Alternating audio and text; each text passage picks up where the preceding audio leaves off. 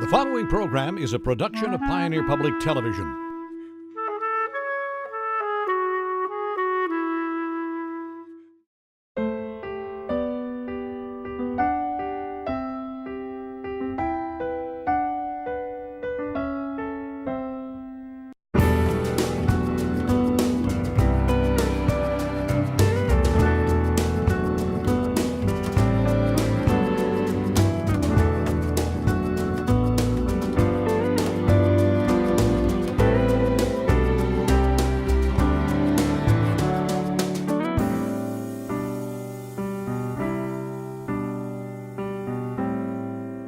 Hello and welcome to Compass. I'm Les Heen.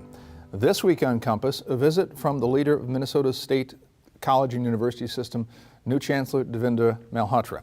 Devendra, Mr. Chancellor, thank you for joining us on Compass. Thank you, Les, for having me here and giving me this opportunity.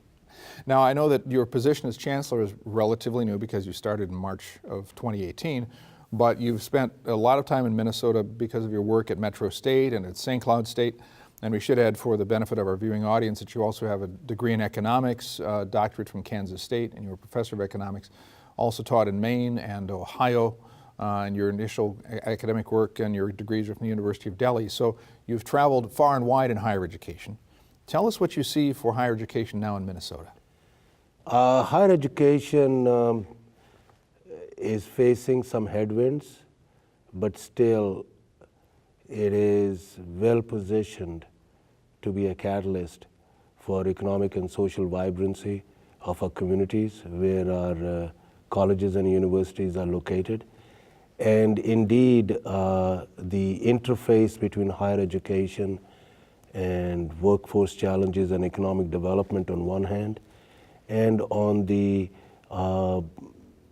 vibrancy of our communities on the other hand, is very, very important. As I often say, as a system of higher education, Minnesota State is a vibrant network of 37 colleges and universities which are working together to sustain, nurture, and enhance a civically engaged, socially mobile, and economically productive society.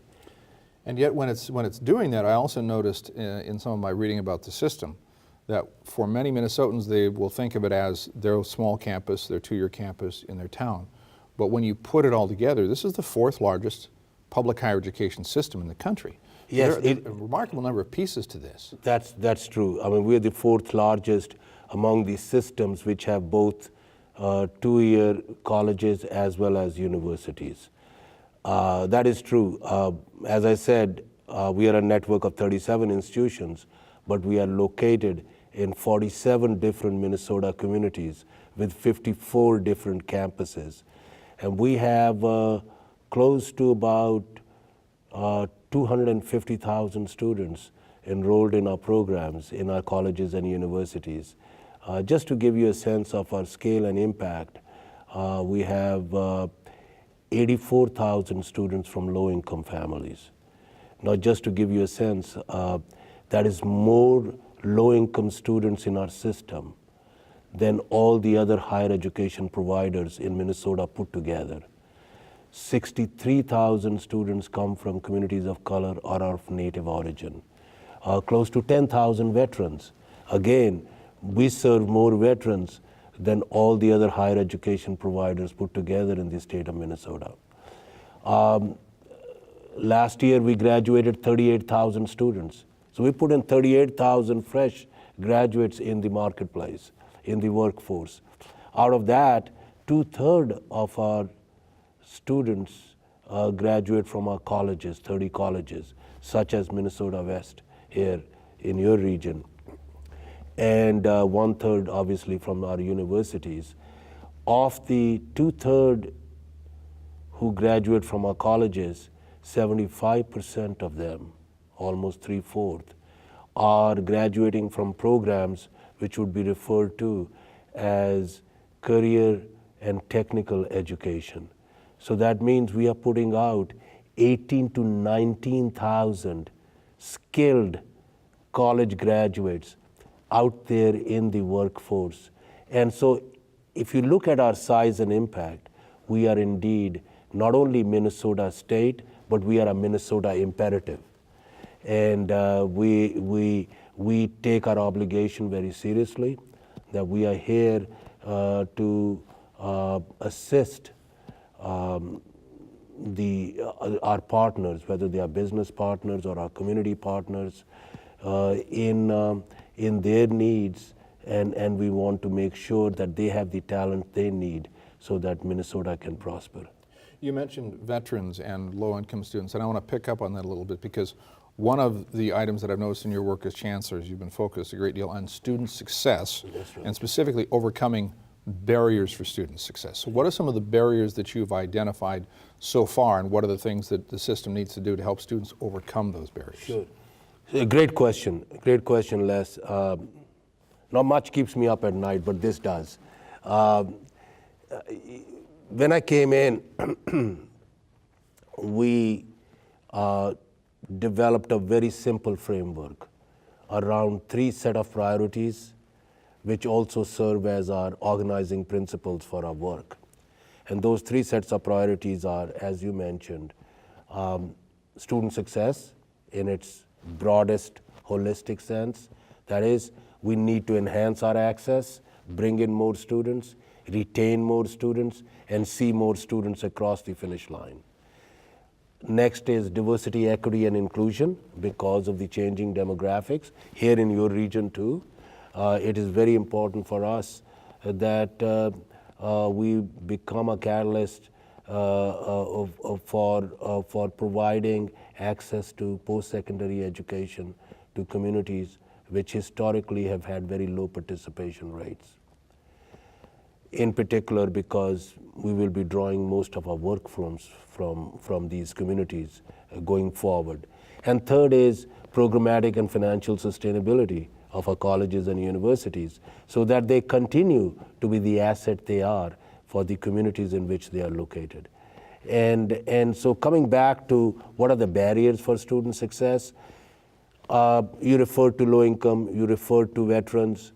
I would say the barriers are primarily in terms of the support structures we are able to provide our students, not only within our institutions, but within the communities in which they live.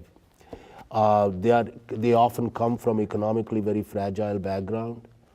And to just give you one salient fact, often between first and second year of our transition at our institutions, we lose close to about 30% of these students. Many of those students who stop out are in good academic standing, but given their economic fragility, they may not have the resources. And in some cases, it may be a $500 gap or a $1,000 gap or a $2,000 gap, which makes a big difference. Secondly, what we have to focus on when we talk about the student success is that given the changing environment in which we live and operate today, we cannot teach our students everything they need to know in the 2 years or 4 years they are with us. A graduate entering the workforce today will change professions perhaps 2 or 3 times, job maybe 4 or 5 times. So we have to prepare ourselves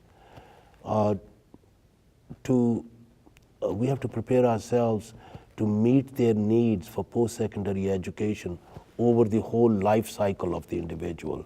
So they'll come back to us time and again. So we need to rethink the way we structure ourselves and the way we provide our support services so that we are able to meet not only the needs of the students who are out of the high school, but also the incumbent worker who wants to retool and acquire new skills, either to advance in career or to change jobs, or the displaced worker, the retraining which is needed so that they become much more relevant in the workforce again.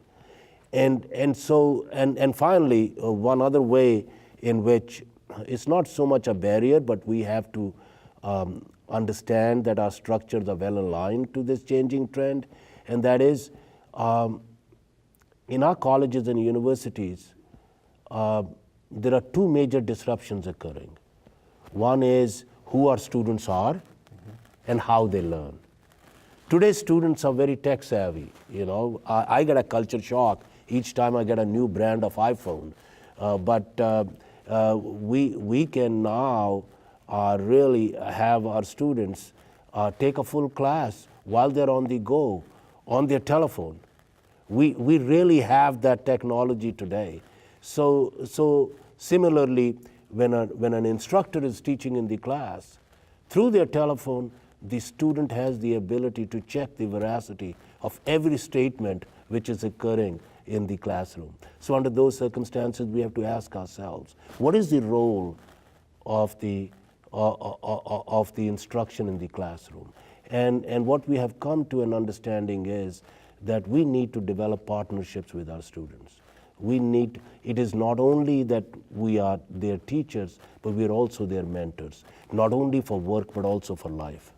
You mentioned partnerships, and I know that you mentioned partnerships with students, but I know as part of your travels around Minnesota, you've also said publicly that this is about partnerships with communities, because when it's workforce and what communities need, it's about those understanding what those communities need and also what they can help provide to make the students and the institution successful. So I'd like to talk about that community partnership aspect of what you're doing. No, that is very important because as President Galswick and his other colleagues around the state know very well that we are not only stewards of the students and their experience while they are with us, but we are also stewards of the communities in which our colleges and universities are located.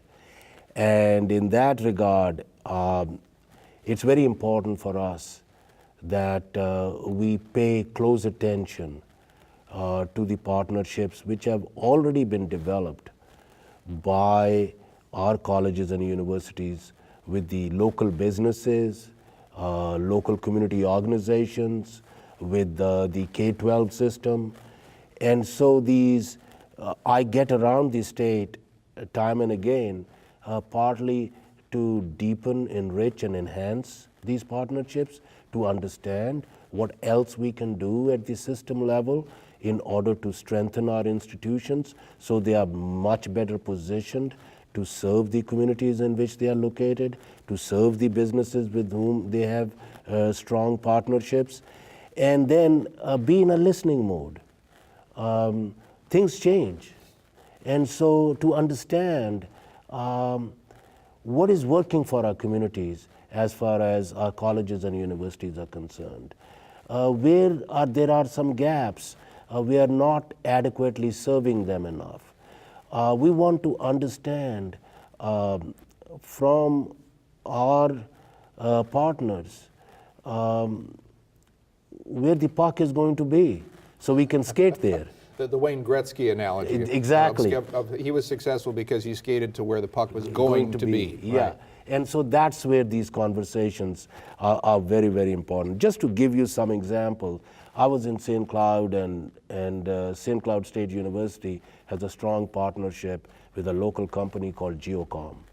And they do phenomenal work in the area of GIS and in the area of providing technology for emergency services. And they have a very strong partnership with the university.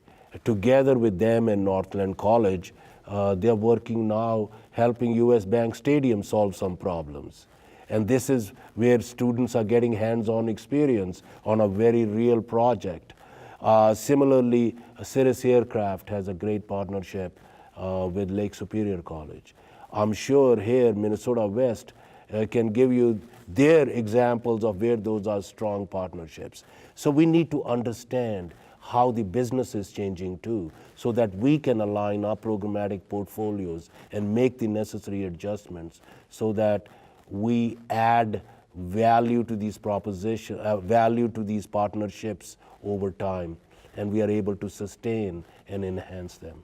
Yeah, because those partnerships, in many cases, in communities I've observed, if you go back 30, 40, 50 years, there were important local industries Sure. that had a particular interest, and so that was one of the reasons why those programs grew. But if the industries aren't there, or as the industries change, often we will see industrial changes much faster than, frankly, higher education can change because of the need to staff up in very specialized instruction Sure. or very specialized equipment. And that's what I think would be one of the challenges that your campuses would face. Sure, and that is true. That is true, and particularly our technical programs.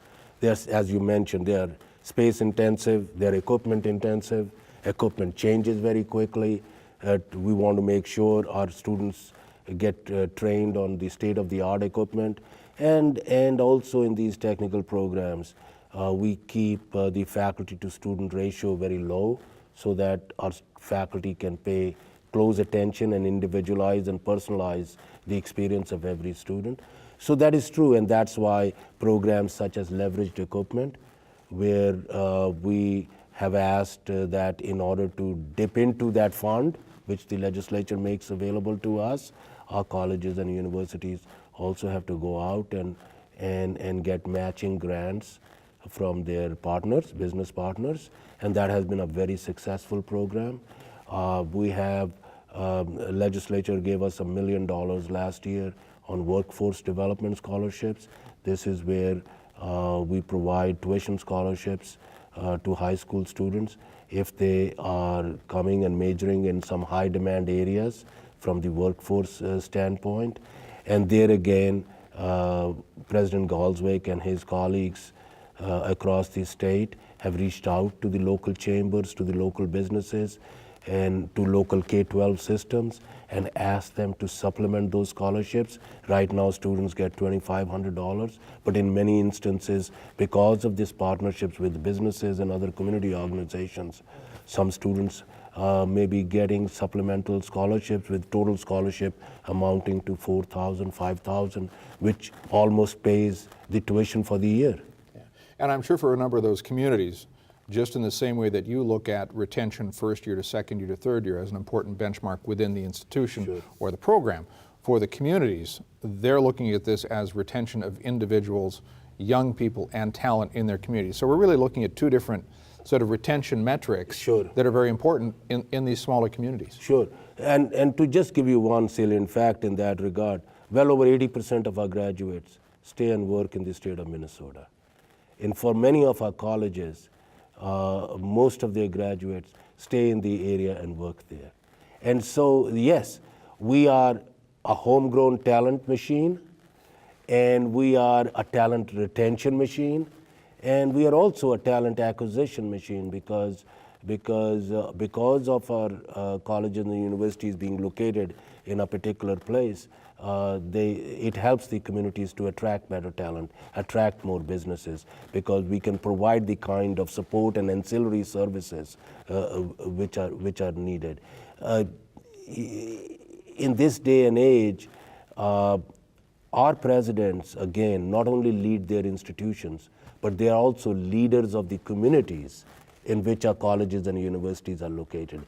They are at the table when the political leadership, the business leadership, the civic and community organizations, the nonprofit sector, and higher education along with K-12, we are at the table shaping the economic and social agenda of these communities, and then going back and delivering on our promise in making sure that they have the necessary talent and the necessary workforce in order to sustain the prosperities of these communities. And when you mentioned earlier that there's also the matter of people coming back for retraining, Yes. as we see an acceleration of trends, whether that's robotics, whether it's other aspects of technology, is that going to be one of the next waves that if you take out your crystal ball, you're going to say, oh, I think in the next few years, that will become increasingly important for these communities? Yes, increasingly so. Technology, just as an example, technology has altered how students today access information, how they process information, how they aggregate information, how they connect information. Now, if that is changing in the workplace too. These are parallel trends. And when that occurs, then we have to ask ourselves the question, how is the work configuration being altered? And if the work configuration is being altered, then the kind of expertise and training we need would also alter. One thing is there, for a long time, in stable environments, past is a very good guide for future. Experience would help you in future too. But in a changing environment, past often may not be a very good guide for the future. So we need to also think through as to what kind of future is emerging. And in that future, what is the nature of post-secondary education which will best serve our communities? And that is why we have recently launched an initiative at the state level called Reimagining Minnesota State. Now, Reimagining Minnesota State is not about telling our colleges and universities what to do. They are doing great work. Reimagining Minnesota State is to really ask one simple question. Are we positioning our institutions in the best possible way to lead their students and the communities in which they are located into that future in a manner which makes the adaptation and transition to the changing circumstances as painless as possible and as prosperous as possible? And so it's a big challenge. And so Reimagining Minnesota is how do we make our colleges and universities and system as a whole more nimble, more flexible, more adaptable, more creative, more innovative. For example, great innovative work is going on in all our colleges and universities. Tremendous work is going on. But often it is episodic. It occurs in one pocket. There are not structures in place which will diffuse it all through the system across the institutions. Because ultimately, when we look at this network of institutions, our boundaries are becoming porous. Our students move among our institutions. And so in that regard, we want to make sure that our institutions are in a position to leverage the complementarities which exist of being part of a network of institutions so that the whole is greater than the sum of the parts. Sure. Because the learning can happen in a great many ways, as you mentioned, because the students are changing. Yeah. So the traditional access models that we think of, I think 30 years ago the idea was that 90% of all Minnesotans were within 30 miles of a higher education campus. So how we define access in a technological age can change a great deal. Oh yes, oh yes. And the other thing is the landscape of learning is also going beyond the boundaries of our colleges and universities. We recognize more and more that today's students will need a much higher component of experiential learning, hands-on learning, because that's just the nature of the changing work environment. And so we need to figure out ways in which learning which occurs outside our institutions in the workplace, how do we validate that learning? How do we bring it in? And so that's again another area where there is very strong partnership with our businesses and our communities. And the most obvious way in which that happens is in the form of internships or apprenticeships, or in the form of clinicals, whether in healthcare industry or in K-12 systems. Sure. Yeah. We've only got a minute left, so as we close this out, Chancellor, I'd just like to ask, if you have the chance to talk to communities and students, what's the most important thing that you would like them to know about the state college and university system right now?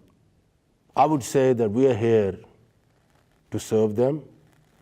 We are here as a strong and engaged partner, and I want to assure them that as a system, our job is to rid higher education of its elitist, of its exclusive, and of its insular character. We want to be embedded in these communities. We are not only in these communities, we want to be for and of them. It's a great note to end on. I wish we had more time, but we're out of time. So Chancellor Devinder Malhotra of the Minnesota State College and University System, thank you for joining us on Compass. Thank you, Les. That's all the time we have for this week. Please join us again next week on Compass. Thanks for watching. Join us each week during this year's Minnesota legislative session for your legislators. This call-in program, live from St. Paul, gives you an opportunity to ask questions to your state legislators on issues that matter the most to you. We'll have a different slate of guests each week as moderator Barry Anderson navigates through the topics of the day. We hope you'll join us.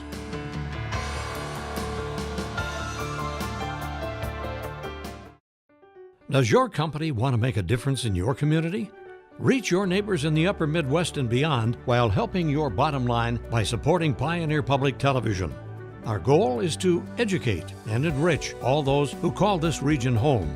To learn more about sponsorship opportunities, visit pioneer.org or contact your TV at pioneer.org.